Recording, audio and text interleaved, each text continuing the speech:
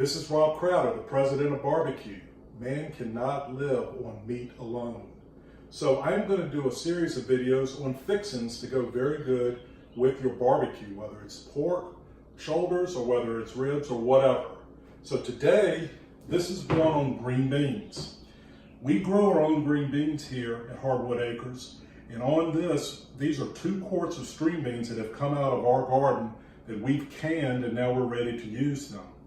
So if you come on over, the first thing I'm going to do, and please, if you know Carolyn Crowder, do not tell her, but we save our bacon grease. And here it is. It's beautiful. This is liquid gold here. For every quart, you're going to want to put 1 tablespoon. Just like that. And in addition to that, this is some pork butt that I cooked back in March that we froze, and I actually defrosted it yesterday for lunch after church, and I'm gonna put that in there, a cup for 2 quarts.